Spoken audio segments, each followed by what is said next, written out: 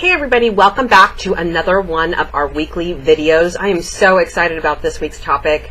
We're going to be discussing avoiding getting burned in a hot seller's market. All right, so stay tuned to the rest of our video, and can't wait for your questions at the end. Hey everybody, I'm Katie Evans, owner and lead agent of the Living 48 real estate team, and welcome back to another one of our little weekly videos. These are totally informal. Obviously, I'm sitting here in my office, nothing fancy behind me or anything like that. Just a quick conversation about something that I think is important in the marketplace right now. So, I'm super excited about the topic that we have this week. I've said that in the intro. I'm going to say it again now. How do you, as a buyer, avoid getting burned in a hot seller's market? Now, you may be saying, Katie, whoa, back up the horse for just a second. The market is shifting. You are 100% correct. The market is shifting. But how it is shifting here in Arizona is really, really important to understand. So we're starting to see a change from a red-hot, inferno, oh my gosh, frenzied market here in Arizona to a somewhat regular seller's market. Now, what that means is that the seller has more negotiating power than the buyer does. All right? And while they have been able to literally tell you that they wanted this and they want a year's free worth of rent and they want your firstborn child and they want like all this crazy stuff, they are not being able to ask for those things anymore. But they still have more negotiating power than the buyer does.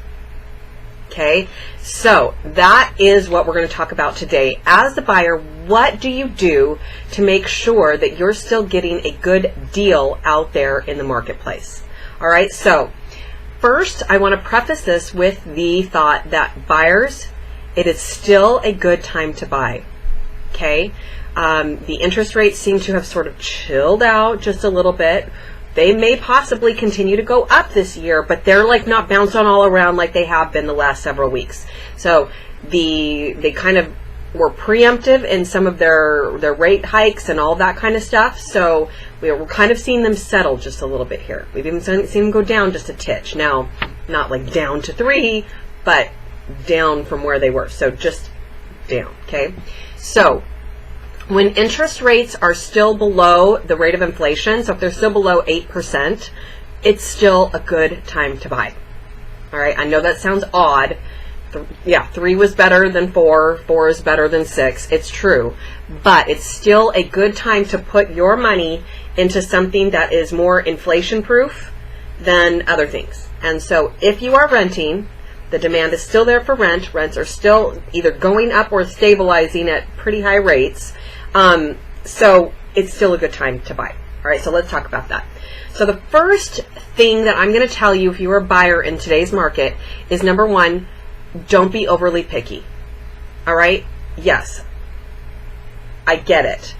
We have had low inventory. We've seen the inventory numbers like double, which is fantastic. But I'm still not going to be able to, based on your specific area or like what you're telling me that you want, to be able to show you 20 or 30 properties. It's still going to be a smaller number than what you're hoping, okay? So just know that that's it. So if you're walking in and you're like, Katie, I want it to be newer than 1990, and I want it to be all remodeled, and I want the all-white kitchen, and I want new carpet and new flooring. Sorry, guys, that market's not here either, okay? So just be a little less picky, all right? The goal is to get you into a house, into a home that you can create and make your own. So the next point that I'm going to give you is to prepare to compromise, but not too much. You need to still look out for yourself. So the market that we just came out of, like we talked about before, sellers were able to say, hey, we want 90 days post-possession at no charge, and we want you to waive the appraisal, and we want you to not do inspections, and we want. Well, okay. Some of that is still going to play a little bit true. We might make up a little bit of an appraisal gap, but we're not waiving it all to heck. And we're certainly not going to do something so risky as to just say no inspections. All right, we do not want to set ourselves up for something that we cannot afford in the future. So we need to understand the product that we are buying. We need to understand the house. We need to understand its upkeep. We need to understand how old the AC is. We need to understand how old the water heater are. Some of those major things that a home inspection is going to find out for us. Yeah. So while I'm asking you not to expect your dream home, I'm also asking you not to just take the first piece that comes along either.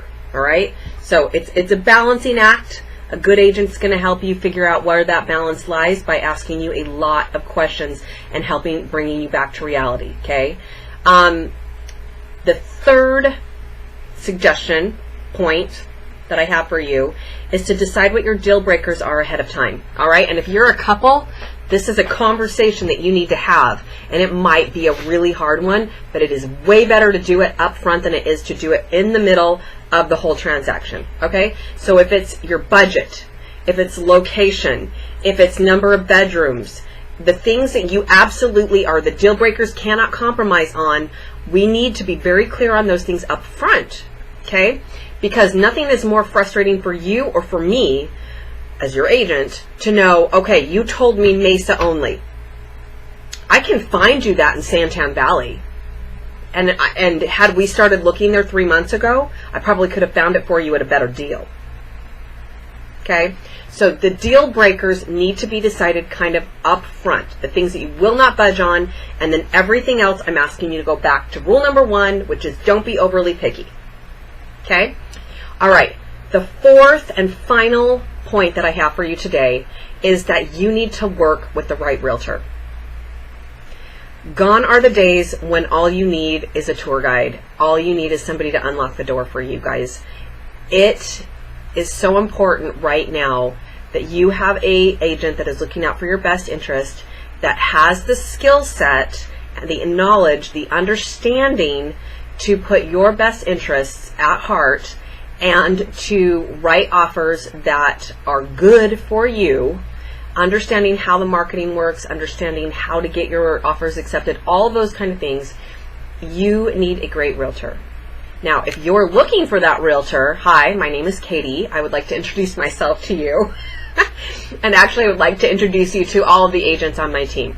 We spend a lot of time on our team training our agents, helping them understand, and as they're going through their transactions, we have a whole team behind us. They have me behind them, and we are walking through all of their transactions together. So even if we have newer agents on our team, they are getting the benefit of my years of experience. So we would love to help you not get burned in today's seller's market. Might not be as frenzied as it was 2 months ago, but it is still a regular seller's market, and we would like to be here to help you guys. So if you have any questions, if you want some advice, we would love to be your Arizona real estate resource for all things real estate related. So please don't hesitate to reach out to us. Call, text, email, visit the website, whatever works best for you. Thanks you guys for watching this video. We'll catch you next week. Bye.